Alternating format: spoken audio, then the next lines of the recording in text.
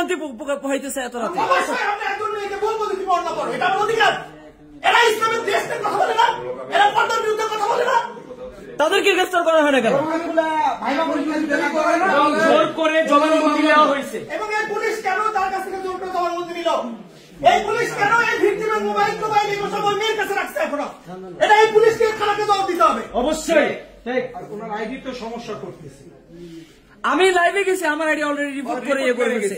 আমার আইডিটা এখন আমি লগ ইন করতে পারতেছি না। ভিকটিমের ফোন আপনি চিন্তা করেন, ভিকটিমের ফোন থানা সহযোগিতা করে মেয়ের কাছে দিয়ে দিচ্ছে। কি সুন্দর। এই থানা কোন তদন্ত ছাড়া মামলা নিছে এবং ভিকটিমকে জোরপূর্বক জবানবন্দি দিতে বাধ্য করছে। এইটা সময় ধরে দেন যে এর মধ্যে আমাদের বুঝি না। এটা এখানে একটা থেকে অবস্থান করছি, আমাদের সবাই কি মূল্য নাই? আমরা তো এখানে আমরা লোকারে থাকবো, আমরা বাইরে থাকবো না। আমরা লগা থাকবো, চলেন। লোকারে থাকবো, ওই ভাইকে লোকার থেকে বের করা হবে। যত ইচ্ছা ঢুকুক, আমাদের কোনো থানার প্রতি কোনো সিম্পাথি নাই। আমরা লোকারে থাকবো, আমরা এতক্ষণ আইনকে সম্মান করছি, আইন আমাদের সম্মান। ভাই বেরোতে দেন, বেরোতে দেন, বেরোতে দেন, আমাদের বেরোতে দেন। আইন আমাদেরকে কোনো সম্মান করে না। লকার খোলেন, লকার খোলেন। আইন আমাদেরকে সবাই লকারে যাবো, সবাই লকারে।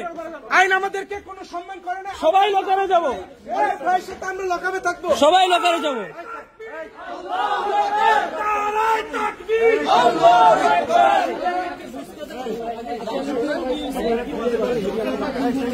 ভাই ওনারা কথাই বাড়াচ্ছে শুধু। এখানে কি কথাবার্তা বলবেন আপনারা দায়িত্ব চিন্তা বলেন, এখানে সবার কথাবার্তা। ভাই আইনের প্রতি আমরা অনেক শ্রদ্ধাশীল ছিলাম। ভাই আপনি এখানে কথা বলার লোক আছে তো? আচ্ছা ঠিক আছে, সিদ্ধান্ত। আচ্ছা ভাই, আপনারা কি হচ্ছে সেটা জানার জন্য আসছেন? দেন লাইভ করেন, কি হচ্ছে সেটা জানার সবার অধিকার আছে। আমরা কোনো সিদ্ধান্ত দিচ্ছি না। আমরা কেউ কথা শুনতে চাচ্ছি না। অন্যান্য সব বিষয় এখানে ডাইনামিক করতে হবে।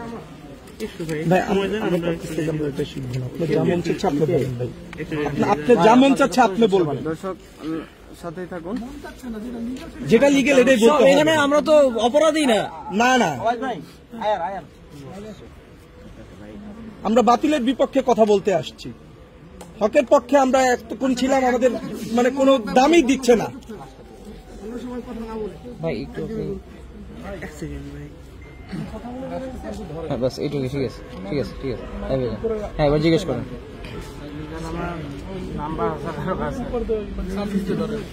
একটা মেয়ের জন্য এতগুলো মানুষ ভোগান্তি পাইতেছে, কতক্ষণ মানুষ সেই সময় যেতেছে, আর ওরা চিন্তা করতেছে ওই মেয়ে ঘুম থেকে উঠবে, সকাল হবে, নামাজ পড়বে, সেহরি করবে, সকাল 9টায় ও আসবে, এরপরে লিখিত অভিযোগ।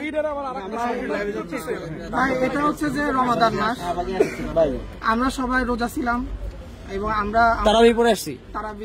তারাবি সালাত, সারাদিনের রোজার ক্লান্তি সবকিছু নিয়ে আমরা এখানে থানায় উপস্থিত হয়েছি, বাধ্য হয়ে উপস্থিত হয়েছি। এখানে একজন ভাই, তিনি কোন একজন মেয়েকে উনি বলছেন যে আপনার ওড়না পরা উচিত, আপনার বোরখা পরা উচিত, এটা এইভাবে ভালো লাগে না দেখতে। এতটুকু উনি বলছেন, এতটুকু বলার কারণে তাকে একটা রোষানলের একটা পাত্র বানায় নিয়েছে পুরো একটা গোষ্ঠী।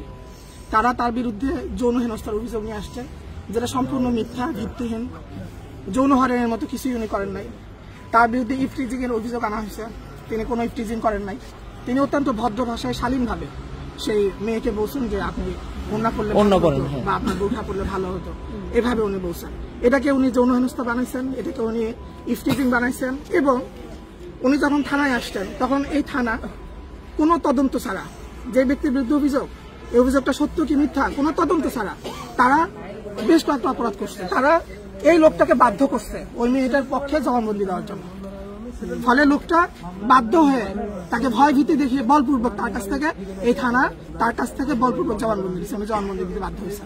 এবং তার ব্যক্তিগত সম্পত্তি, ফোন ইত্যাদি ব্যক্তিগত জিনিসগুলো এই থানা ওই মেয়ের কাছে দিয়ে দিচ্ছে, অথচ তিনি এখন গ্রেফতার। তার সমস্ত ব্যক্তিগত জিনিসগুলো থানায় থাকার কথা, কিন্তু এটা তার কাছে নাই। এটা আছে হচ্ছে যে ওই যে মহিলা অভিযোগ করছে সেই মহিলার কাছে আছে।